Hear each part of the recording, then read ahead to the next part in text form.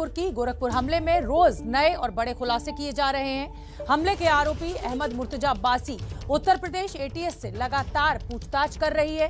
इस मामले से जुड़े 5 बड़े अपडेट हम आपको पहले बता देते हैं। और पहला दावा जो है एटीएस का वो ये कि मुर्तजा के घर से अरबी भाषा की किताब मिली है।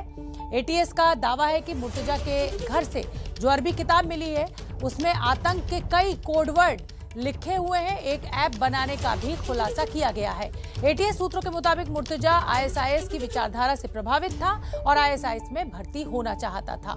इसके लिए मुर्तजा सीरिया जाना चाहता था। उसने आईएसआईएस से जुड़े लोगों को चंदा भी दिया था। मुर्तजा के पिता मुनीर अब्बासी से भी एटीएस ने मुर्तजा को सामने बिठाकर पूछताछ की है।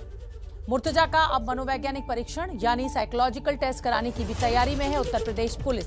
तो ये गोरखपुर हमले में जो अभी तक का अपडेट है वो हमने आपको बताया। एटीएस रोज नए खुलासे कर रही है, पूछताछ की जा रही है और मुर्तजा के जो पिता हैं उनको सामने बिठाकर पूछताछ की गई है मुर्तजा से।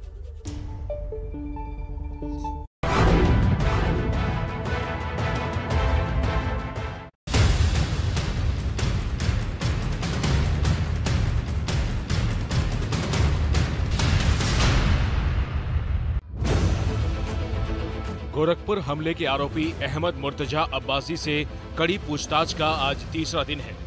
लेकिन इन बीते 3 दिन में मुर्तजा ने ऐसे बड़े बड़े खुलासे कर दिए हैं जिससे यूपी एटीएस समेत तमाम सुरक्षा एजेंसियां सन्न हैं। पिछले 2 दिन में मुर्तजा ने क्या क्या राज उगले वो एबीपी न्यूज ने सबसे पहले आपको बताया। अब जानिए मुर्तजा से पूछताछ में क्या बड़ा और नया राज निकला है। एटीएस के मुताबिक मुर्तजा देश से बाहर मौजूद जिन आतंकियों के इशारे पर काम करता था, लगातार संपर्क में रहता था, उनसे मुर्तजा अरबी भाषा में बातचीत करता था। ये नया खुलासा मुर्तजा के घर से बरामद अरबी भाषा की किताब मिलने के बाद हुआ। अरबी भाषा की इस किताब में कई शब्दों को मुर्तजा ने मार्कर से हाईलाइट किया हुआ था। जांच एजेंसी ने अरबी भाषा की किताब में मुर्तजा के हाईलाइट किए हुए शब्दों को खंगालना शुरू किया तो पता चला कि ये शब्द नहीं कोड वर्ड हैं, जिनका इस्तेमाल मुर्तजा आतंकियों से बातचीत के दौरान किया करता था ताकि उसके खतरनाक मकसद को कोई जान ना पाए। जिन 7 बड़े कोड वर्ड का पर्दाफाश हुआ वो क्या हैं, देखिए। मुर्तजा ने अरबी भाषा की किताब में रहलत तैरान शब्द को मार्क किया हुआ था, जिसका मतलब फ्लाइट होता है। इस शब्द का इस्तेमाल देश के बाहर फोन पर बात करते वक्त मुर्तजा किया करता था। अरबी शब्द अल जिहाद को भी मुर्तजा ने हाईलाइट किया था। इसका मतलब आतंकी वारदात होता है। मुर्तजा से जब भी कोई आतंकी ब्रेन वॉश होने के बाद आतंकी घटना को अंजाम देने की तैयारी के बारे में बात करता तो उस दौरान वो अल जिहाद शब्द का इस्तेमाल करता था। तीसरा अरबी कोड वर्ड समा, जिसका अर्थ होता है जन्नत। मुर्तजा से जब कोई आतंकी कोई बड़ी घटना को अंजाम देने के लिए उकसाता था तो वो समा शब्द का इस्तेमाल करते थे। चौथा अरबी कोड वर्ड है अब्दुल्ला, मतलब फोन या संदेश। मुर्तजा को जब भी उसके साथी फोन करते थे या संदेश भेजते थे तो उसका नाम न लेकर अरबी में अल्लाह या अब्दुल्लाह का बंदा कहते थे। पांचवा अरबी कोड वर्ड तईफ यानी मेहमान।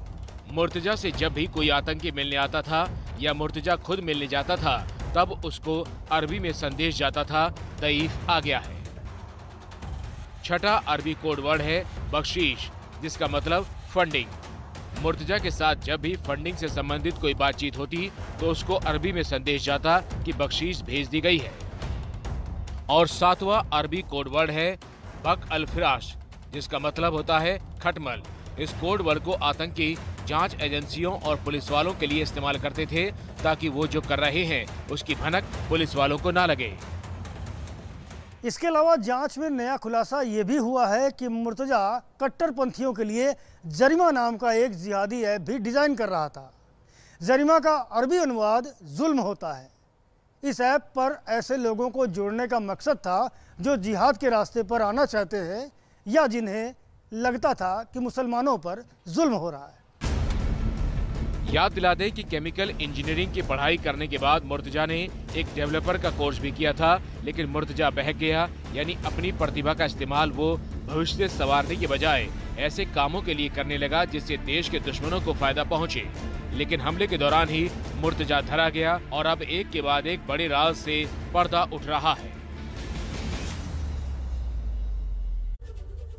और इसी खबर पर ज्यादा जानकारी लिए हुए मेरे सहयोगी संजय त्रिपाठी जुड़ रहे हैं लखनऊ से। संजय त्रिपाठी, जिस तरीके से ये जांच आगे बढ़ रही है और ये कोड वर्ड्स का जो खुलासा किया गया है, एक तरीके से बहुत पुख्ता जानकारी पुलिस जुटाने में कहीं ना कहीं कामयाब हो रही है मुर्तजा के बारे में। बिल्कुल शोभना, मुर्तजा तो एक कड़ी है और ये पूरी चैन क्या है, अब एटीएस इस पर काम करने लगी है क्योंकि लगातार उससे पूछताछ में नए नए खुलासे हो रहे हैं। कोडवर्ड की जानकारी मिल रही है, आईएसआईएस को फंडिंग की जानकारी मिल रही है, कई आतंकी संगठनों, कई अलगाववादी संगठनों से उसके संपर्कों की बात चल रही है, व्हाट्सएप ग्रुप पता चल रहा है, लैपटॉप और मोबाइल, कई सारी ऐसी चीज़ें हैं जिनसे अब ये जो पूरा नेक्सस है, ये पूरा गिरोह कह सकते हैं इसको, जो मुर्तजा के साथ जुड़ा हुआ है, वो कौन कौन लोग हैं जो इससे जुड़े हुए हैं और कितने और लोग ऐसे हैं जो मुर्तजा की तरह हैं जिनका ब्रेन वॉश किया जा रहा है। इन सारे लोगों के बारे में पता लगाने का काम शुरू हो चुका है। एटीएस ने जो भी इनपुट मिले हैं उनसे जिस जिस शहर के, जिस जिस प्रदेश की कड़ियाँ जुड़ी हुई हैं, वहाँ की पुलिस से संपर्क साधा है और संदिग्ध लोगों को लगातार हिरासत में लेने का काम चल रहा है। अब तक लगभग 1.5 दर्जन लोग एटीएस की हिरासत में हैं और उनसे पूछताछ किया जा रहा है, क्रॉस क्वेश्चनिंग की जा रही है।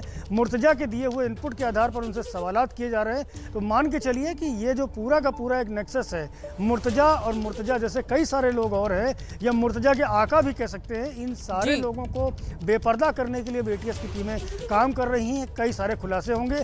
परिवार के लोगों से भी बात की जा रही है। पुलिस जानना चाहती है, एटीएस की टीमें जानना चाहती हैं कि अगर वो दुबई गया था तो आखिरकार किससे मिलने गया था, क्या काम था, नेपाल गया था तो क्यों गया था। बिल्कुल संजय त्रिपाठी, आप ठीक कह रहे हैं कि पुलिस जो है वो सारी कड़ियों को जोड़ने की कोशिश कर रही है ताकि जो आतंकी कनेक्शन है मुर्तजा का, उसको डिकोड किया जा सके।